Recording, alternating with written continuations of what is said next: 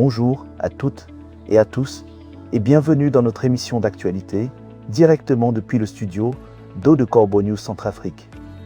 Aujourd'hui, nous allons nous pencher sur un phénomène qui, hélas, n'est pas nouveau à Bangui, la propagation fulgurante des rumeurs capable de plonger des quartiers entiers dans une panique totale. Je suis Martial Vicos et je suis, comme à son habitude, accompagné de notre journaliste de terrain, Gisèle Moloma. Gisèle, quel tableau nous dressez-vous aujourd'hui ? Bonjour Martial, c'est une histoire assez incroyable que nos équipes ont pu documenter ce week-end. L'atmosphère à Bangui est si tendue que le moindre murmure peut se transformer en vague de peur. Une rumeur d'une attaque imminente de la capitale a suffi, samedi soir, à semer une panique démente sur l'axe P4S sur la route de Boali, à la sortie nord de Bangui. La population a fui en désordre, sans qu'aucun incident réel ne soit clairement perceptible au moment des faits. Incroyable. Sans incident visible, vous dites ? C'est ce qui est le plus frappant dans ces situations. Gisèle, on fuit à cause de rien de concret. Comment une telle rumeur a-t-elle pu prendre une telle ampleur en si peu de temps ? C'est ce qui nous interpelle, Martial. Selon les informations recueillies par notre rédaction, cette panique s'est répandue en quelques minutes seulement dans la soirée du samedi 1er au dimanche 2 août 2026. Des motocyclistes, circulant à vive allure, criaient qu'un cortège de la mort avançait sur la route, affirmant que des personnes étaient tuées. Ces annonces ont rapidement semé la peur et les habitants circulant au bord de la route ont très vite compris le danger. À partir des secteurs de Pékin 12, Pékin 13 et Pékin 15, de nombreuses personnes, que ce soit au bord de la route, dans les buvettes ou ailleurs, ont pris la fuite en catastrophe. En quelques secondes, le secteur est devenu désert. Plus personne ne circulait. D'autres cherchaient un moyen de quitter rapidement la zone. La scène a donné lieu à une véritable débandade avec des informations qui circulaient de bouche à oreille. Une vraie psychose collective. Gisèle. Mais comment une rumeur non vérifiée peut-elle avoir un tel effet sur la population ? C'est bien le climat ambiant, l'insécurité que subissent les Centrafricains, qui rend les esprits si friables. C'est exactement cela, Martial. Et le plus étonnant, c'est que nos propres équipes étaient sur place, dans le secteur de Pékin 13, au moment des faits. Elles ont aussitôt cherché un taxi-moto pour quitter les lieux. Heureusement, un taxi-moto, en provenance de PK22, a accepté de prendre notre équipe. Pendant le trajet vers PK29, près de Gobongo, le conducteur est resté calme et serein.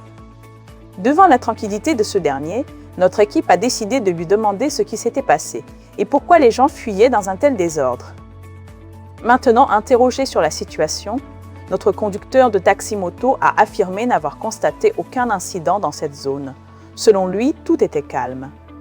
La circulation restait normale, sans aucun signe de panique comparable à celui décrit par les personnes en fuite. Nous avons poursuivi notre trajet sans modifier l'itinéraire jusqu'à arriver à Gobongo dans le calme total. C'est incroyable. Le chauffeur de taxi-moto, lui, il était dans un autre monde. Ou bien il détient la vérité, la vraie version des faits. On dirait qu'il y a eu une confusion, peut-être, avec un autre événement, non ? Vous avez mis le doigt dessus, Martial.